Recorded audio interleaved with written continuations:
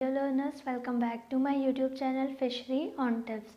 आज हम next type of cultivation पढ़ेंगे जो कि है रीसर्कुलेटिंग वाटर सिस्टम। जैसे कि हमें नाम से ही पता चल रहा है कि इसमें हम रीसर्कुलेशन का यूज़ करेंगे, यानी कि जो हमारा पानी है वो ज़्यादा टाइम के लिए यूज़ होगा। So minimum water is required. Recirculating water system का एक सबसे ज़्यादा फ़ायदा क्या होता है कि इसमें पानी बहुत कम यूज़ होता है, इसीलिए minimum water is use. Small area is required. Area भी काफ़ी लिमिटेड यूज़ होता है, जितना हम चाहें उतना हम यूज़ कर सकते हैं। Same water use for long time by circulation and recirculation. जैसे कि मैंने बताया कि जो पानी है उसकी क्वालिटी को मेंटेन करते हुए हम वही पानी बार बार यूज़ करते हैं, इसीलिए हमें पानी भी कम लगता है और कम छोटे एरिया में भी हम ये कर सकते हैं। सो इस मेथड के रिक्वायरमेंट्स क्या है? एक fish tank, 2 filtration tank, connecting pipes, water supply and aeration facility. तो हम अगर इसका बेसिक सा डायग्राम देखें तो ये एक फ़िश टैंक हो जाता है, 2 फिल्ट्रेशन टैंक हो जाते हैं और कनेक्टिंग पाइप्स इसको कनेक्ट करने के लिए। Aeration facility is essential to maintain O2 level. ये जो टैंक है ये पूरा कवर क्लोज रहता है, इसीलिए हमें आर्टिफिशियल एरेशन टेक्निक का यूज़ इसमें करना पड़ता है। Artificial food is required. जैसे कि ये मैन मेड टैंक्स है, इसीलिए हमको इसमें आर्टिफिशियल फूड प्रोवाइड करना पड़ता है। कुछ भी इसमें नेचुरली प्रेजेंट नहीं होता है। पानी भी हमें खुद से इनलेट उसका बना के टैंक में एंटर करवाना पड़ता है और फिल्टर्स की हेल्प से हम उसे फ़िल्टर करते हैं, उसकी क्वालिटी मेंटेन करके रखते हैं, उसका pH, उसका टेम्परेचर सब कुछ हम उसमें मेंटेन करके रखते हैं, तब वो रिसर्कुलेटिंग वाटर सिस्टम के रूप में हमको प्रॉफिट करवाता है। तो अगर हम इसका बेसिक डायग्राम देखें तो कैसे रहेगा?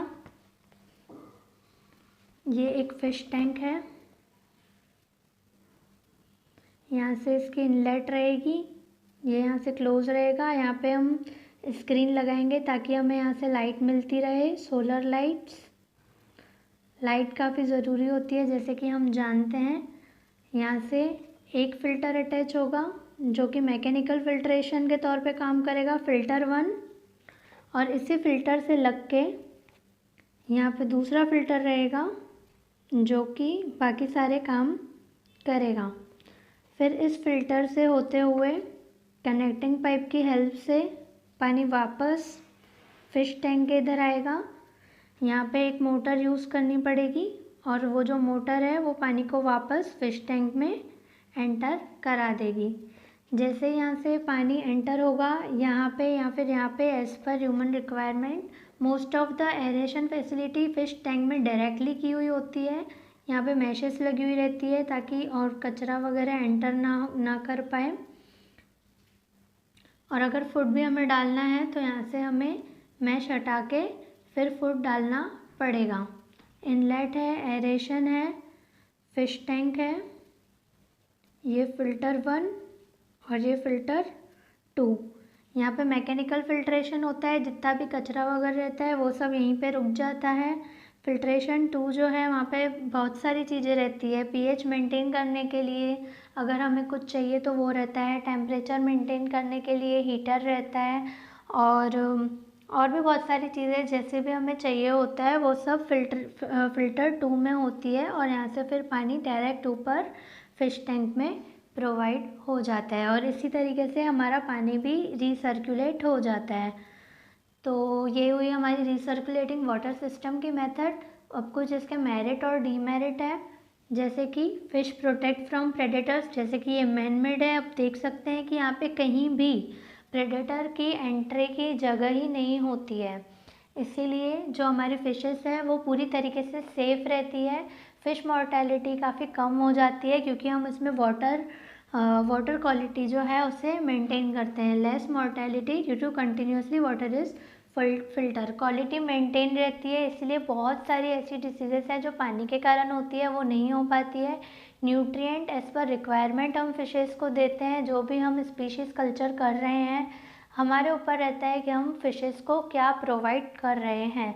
तो सारे nutrients, food, water quality, pH, temperature सब कुछ हमें खुद से मेंटेन करना पड़ता है। इसीलिए ये जो सिस्टम है रिसर्कुलेटिंग वाटर सिस्टम काफ़ी डिफ़िकल्ट हो जाता है।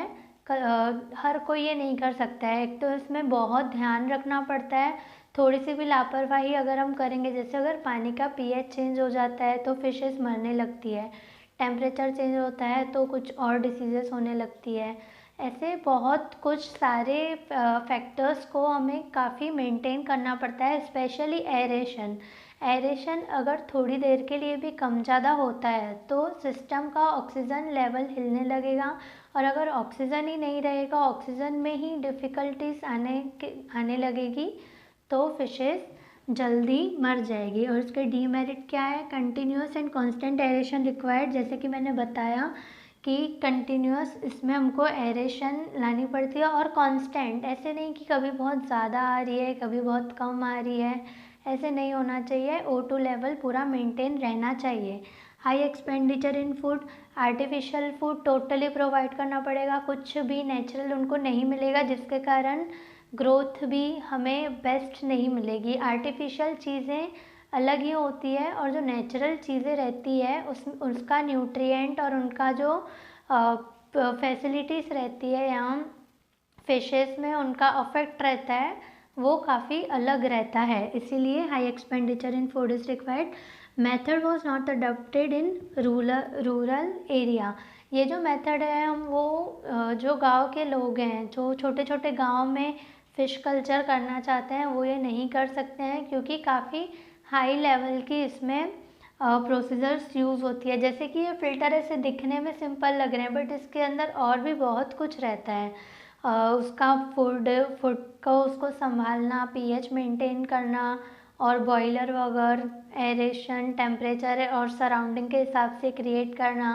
इलेक्ट्रिसिटी फैसिलिटी वहाँ होनी चाहिए, क्योंकि हम मोटर यूज़ कर रहे हैं, और लगभग जो फ़िल्टर्स अवेलेबल है वो भी इलेक्ट्रिसिटी पे चलते हैं। Aeration most of the time electricity से होता है, तो इलेक्ट्रिसिटी अगर कट होती है तो उसका भी हमें कुछ इंतज़ाम करके रखना पड़ेगा कि अगर इलेक्ट्रिसिटी हम सप्लाई नहीं कर पा रहे हैं तो एरेशन ना रुके, या फिर जो उसका रिसर्कुलेटिंग सिस्टम है उसका हम उससे मेंटेन कर सकते हैं। बड़े बड़े जनरेटर्स लगाने पड़ते हैं इसके लिए, इसीलिए काफ़ी डिफ़िकल्ट हो जाता है ये मेंटेन करना। बट फिर भी बहुत सारी ऐसी जगह हैं जहाँ पे ये मेथड की जाती है। जैसे कि सबसे फर्स्ट टाइम ये की गई थी मोटोकावा जापान में 1951 में की गई थी, और जर्मनी में ये मेथड काफ़ी अच्छे से यूज़ होती है।